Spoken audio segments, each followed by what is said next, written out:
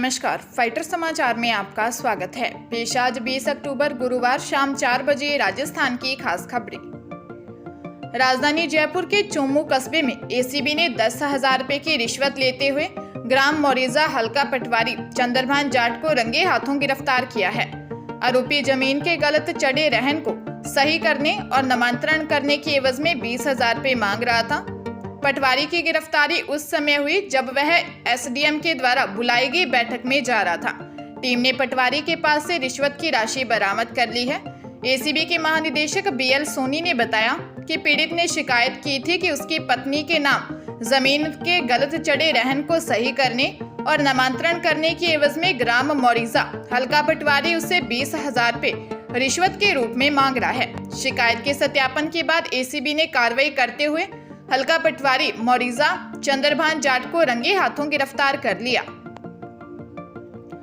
अलवर जिले में पौने 3 साल पहले नाबालिग से रेप करने व धर्म परिवर्तन कराने की कोशिश करने के आरोपी को कोर्ट ने 20 साल की सजा व 80,000 रुपए जुर्माने से दंडित किया है। विशेष लोक अभियोजक रोशनदीन ने बताया कि 2 दिसंबर 2019 को रामगढ़ थाने में मामला दर्ज हुआ था कि एक रेडीमेड गारमेंट के शोरूम के काम करने वाली नाबालिग से रेप किया गया। आरोपी वारिस खान निवासी टोडियार भी वहीं काम करता था। वह नाबालिग को बहला फुसलाकर ले गया और उसके साथ रेप किया। साथ ही धर्म परिवर्तन कराने की कोशिश भी की गई। मामला दर्ज होने के बाद पुलिस ने आरोपी को गिरफ्तार कर कोर्ट में पेश किया था। पंजाब में पुलिस कस्टडी से फरार हुए गैंगस्टर दीपक टीनू को अजमेर के केकड़ी से गिरफ्तार कर लिया गया है। टीनू को दिल्ली पुलिस की स्पेशल सेल ने पकड़ा। उसकी गिरफ्तारी के लिए स्पेशल सेल की 5 टीमें लगातार छापेमारी कर रही थी। टीनू से स्पेशल सेल ने 5 हैंड ग्रेनेड और 2 सेमी ऑटोमेटिक पिस्टल भी बरामद किए। वह अजरबैजान में बैठे गैंगस्टर रोहित गोदारा के संपर्क में था। खुफिया सूचना के आधार पर स्पेशल सेल की टीम ने राजस्थान के अजमेर में छापेमारी कर गैंगस्टर टीनू को दबोच लिया। लॉरेंस का खासम खास टीनू ए कैटेगरी का गैंगस्टर है। सिद्धू मूसेवाला मर्डर केस में टीनू की भूमिका रही है। अभी एक हफ्ते पहले ही टीनू की गर्लफ्रेंड को पुलिस ने मुंबई एयरपोर्ट से गिरफ्तार किया था। गर्लफ्रेंड ने खुलासा किया था कि आरोपी टीनू के पास करीब 10 लाख रुपए थे। बता दें कि टीनू 1-2 अक्टूबर की रात को पुलिस कस्टडी से फरार हो गया था। इसमें पंजाब पुलिस के अधिकारी की भूमिका सामने आई थी। अजमेर जिले के पुष्कर में झोंपड़ी में लगी आग में 2 बच्चियां जिंदा जल गई। हादसा गैस का चूल्हा जलाने के दौरान हुआ। घर पर 4 भाई बहन ही थे, जिसमें से 2 की मौत हो गई। 2 ने भागकर जान बचाई। घटना के समय माता पिता काम पर गए हुए थे। दिल दहलाने वाली यह घटना चावड़िया गांव में हुई है। पुष्कर थाना प्रभारी डॉक्टर रवीश कुमार ने बताया कि 45 वर्षीय दिनेश नायक मजदूरी करते हैं। उनके 4 बच्चे हैं।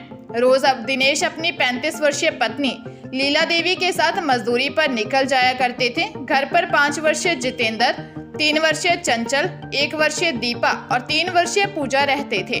दोपहर करीब 12 बजे वो चूल्हे पर चाय बनाने की कोशिश कर रहा था। इसी दौरान झोंपड़ी में आग लग गई। जितेंद्र और चंचल ने तो भागकर जान बचा ली, पर दीपा और पूजा दोनों जिंदा जल गए। तहसीलदार संदीप चौधरी ने बताया कि पीड़ित परिवार का रजिस्ट्रेशन राज्य सरकार की चिरंजीवी योजना में है। ऐसे में तमाम कागजी कार्रवाई कर परिवार को मुआवजा दिलवाने का प्रयास किया जाएगा।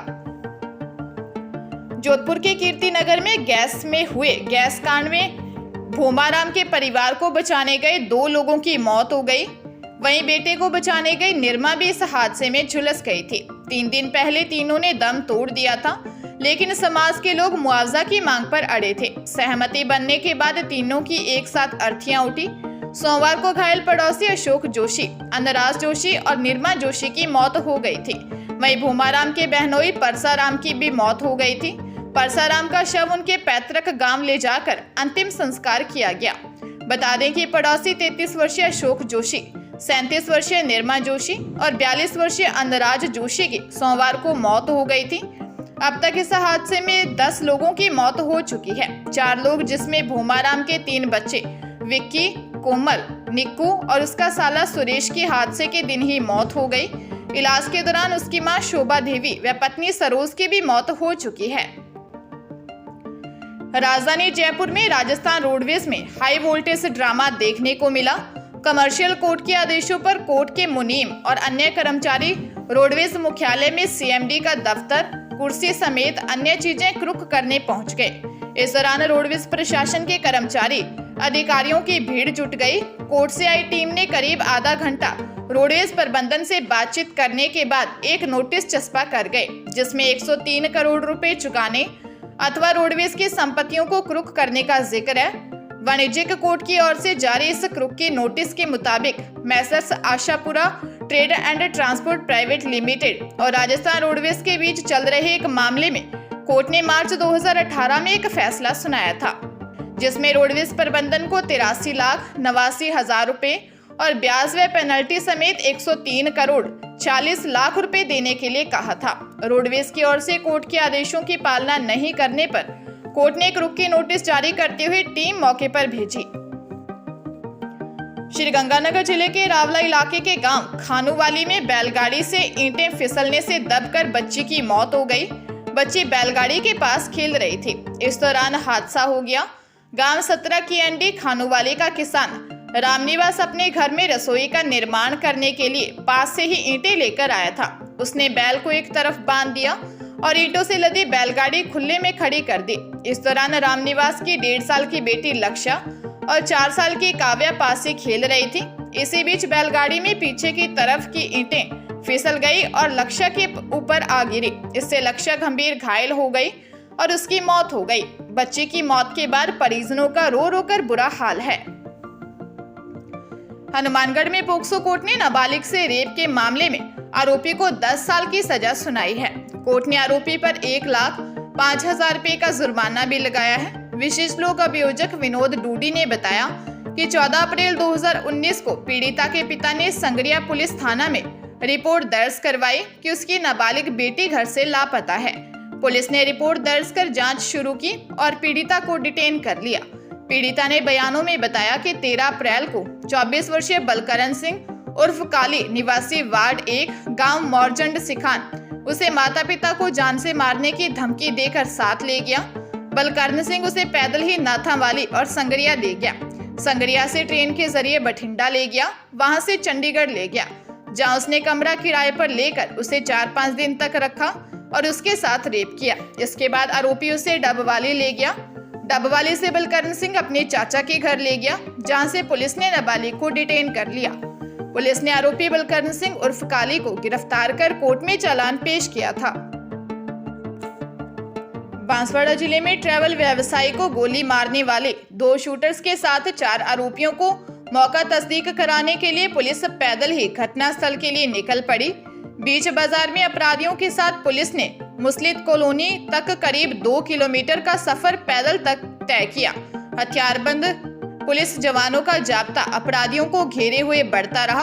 अपराधियों के साथ पहली बार इस तरह की मौका तस्दीक कराने का मामला बाजार में चर्चा में रहा। चर्चाएं तो ये तक रही कि पुलिस की ओर से अपराधियों का जुलूस निकाला गया है। कोतवाली पुलिस ने बताया कि सरकारी वाहन अंत समय में खराब हो गया था, इसीलिए अपराधियों को पैदल ही मौका तस्दीक कराने ले गए। पुलिस ने बताया कि 13 अक्टूबर को मुस्लिम कॉलोनी निवासी ट्रैवल व्यवसायी इरशाद हुसैन पर झालावाड़ निवासी साहिर सुल्तान और अब्दुल साहिल ने गोली चलाई थी। राजस्थान में एक बार फिर बैंक में लूट के प्रयास की घटना सामने आई है। चाकू लेकर बैंक में घुसे बदमाश ने न केवल कैश ले जाने का प्रयास किया, अपितु मैनेजर को जान से मारने की कोशिश की। मामला झुंझुनू के पिलानी का है। थानाधिकारी ने बताया कि राजस्थान बड़ौदा ग्रामीण बैंक में लूट के प्रयास की सूचना मिली थी। गणेश कॉलोनी स्थित बैंक मैनेजर ने इस संबंध में शिकायत दी थी। इस घटना का एक सीसीटीवी फुटेज भी आज सामने आया है, जिसमें बदमाश मैनेजर को धकेलते हुए दिख रहा है। आरोपी का चेहरा रुमाल से ढका था। घटना की जानकारी मिलने पर पिलानी थाना पुलिस की टीम मौके पर पहुंची। इसके बाद दूसरे बैंक कर्मियों से भी पुलिस ने पूछताछ की और आसपास के एरिया के भी सीसीटीवी खंगाले हैं।